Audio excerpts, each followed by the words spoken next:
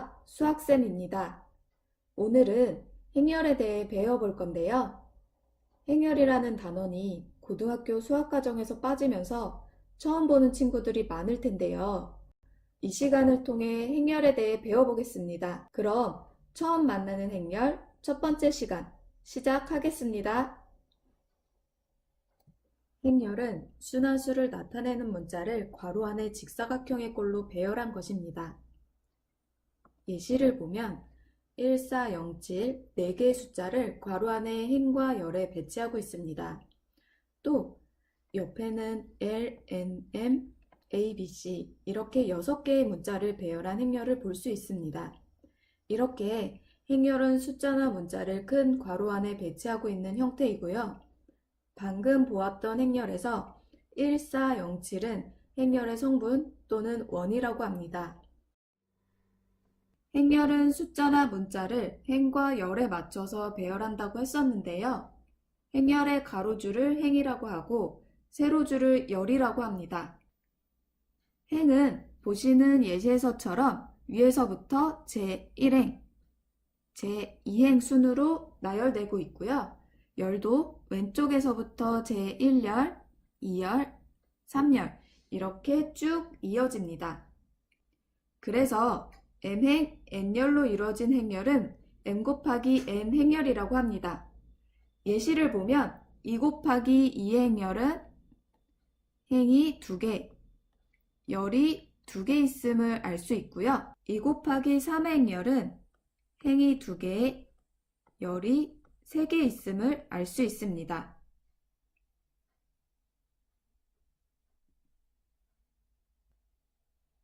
이번에는 정사각행렬과 n차 정사각행렬이 무엇인지 알아보겠습니다. 이름에서 살짝 예측해 볼 수 있듯이 행의 수와 열의 수가 같은 행렬을 정사각행렬이라고 합니다. 사각형에서 가로와 세로가 같을 때 정사각형이라고 부르듯이 행렬도 행의 수와 열의 수가 같을 때 정사각행렬이라는 이름을 붙여줍니다. 그리고 정사각행렬은 행의 수와 열의 수가 같기 때문에 매번 n행, n열의 행렬이라고 부르지 않고 간단하게 n차 정사각행렬이라는 표현을 사용합니다. 예시를 보면 2차 정사각행렬은 행의 수가 2개, 열의 수도 2개, 또 3차 정사각행렬은 행의 수가 3개, 열의 수가 3개가 되어 행과 열이 같은 것을 알 수 있습니다. 다음에 살펴볼 것은 행렬의 성분을 표시하는 방법인데요.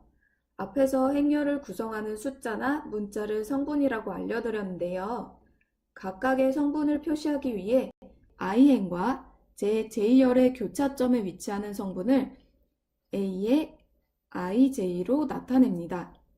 예를 들어 위에 2차 정사각행렬에서 2행의 1열의 성분을 표시해 보겠습니다. a의 2, 1로 표시하면 되고요. 여기선 2행 1열이니까 3에 해당합니다.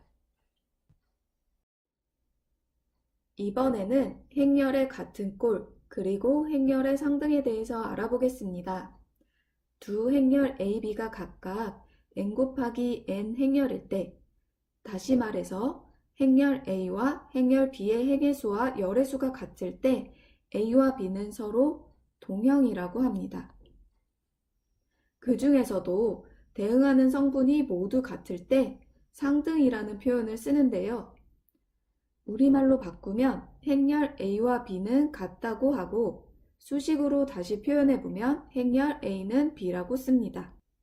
그래서 아래 예시에서 살펴보면 왼쪽의 행렬과 오른쪽의 행렬이 같을 때 그 안에 각각의 성분들도 모두 같아짐을 알 수 있습니다.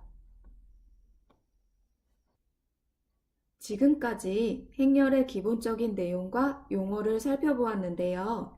이제부터는 행렬을 계산하는 방법, 즉 연산에 대해 알아보겠습니다. 첫 번째로는 행렬의 합을 살펴보겠습니다. 행렬의 합과 차에서는 기본적으로 더하고 빼려는 행렬의 형태가 같아야 연산이 가능합니다.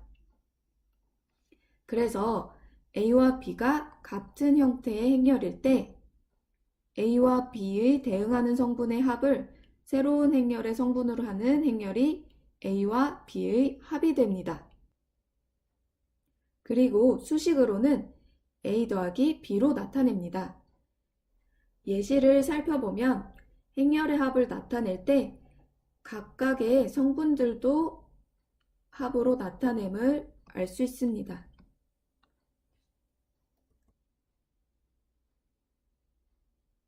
행렬의 차 역시 행렬 A, B가 같은 꼴의 행렬일 때 B 더하기 X는 A를 만족시키는 행렬 X는 A에서 B를 뺀 차라고 하고 A 빼기 B로 나타냅니다.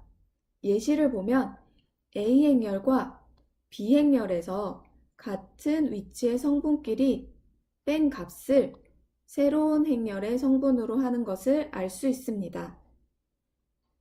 행렬의 실수배의 경우 K가 실수라고 할 때 행렬 A의 각 성분에 K를 곱한 것을 새로운 성분으로 하는 행렬을 A의 K배라고 합니다.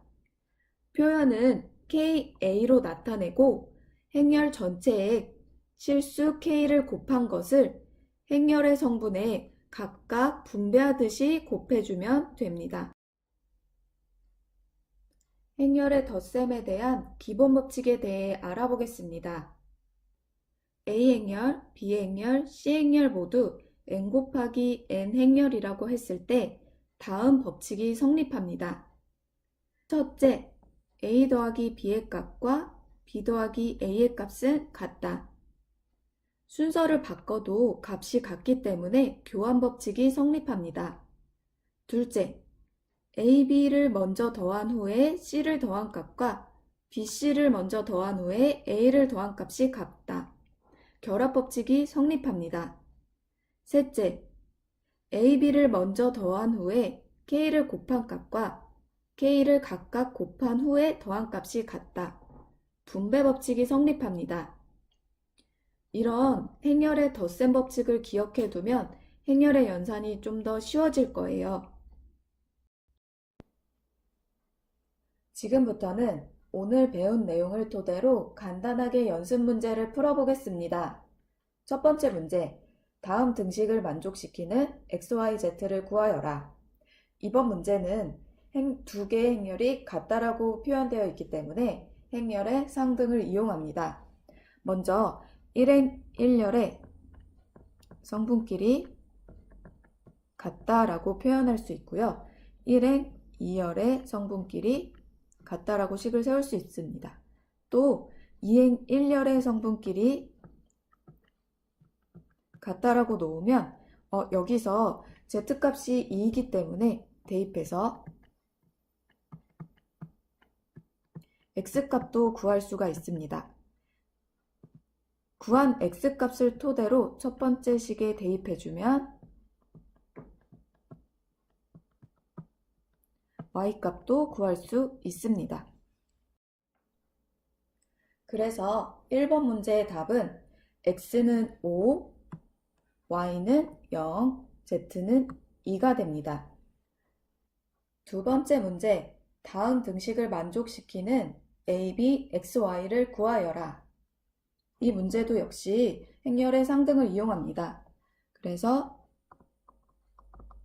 1행, 1열, 2행, 1열의 값이 서로 같다고 놓고 1행, 2열, 2행, 2열의 값이 서로 같다고 식을 세운 후에 연립하여 x, y를 풀어줍니다.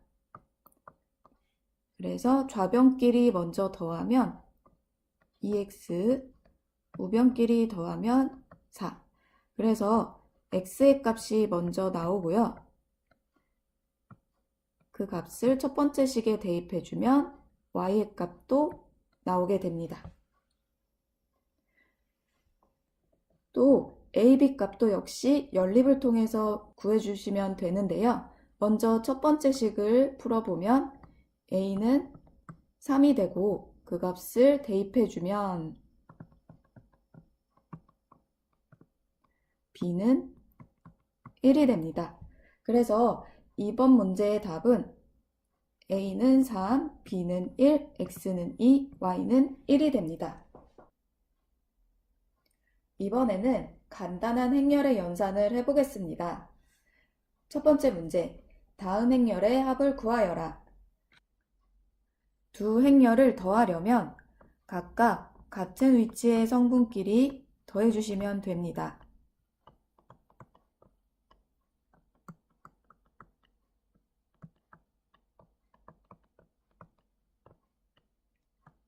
그래서 각 성분을 더한 값을 그 위치에 써주면 새로운 성분의 행렬이 됩니다. 두 번째 문제, 다음 행렬의 차를 구하여라. 행렬의 차 역시 같은 위치에 있는 성분끼리 빼주시면 됩니다.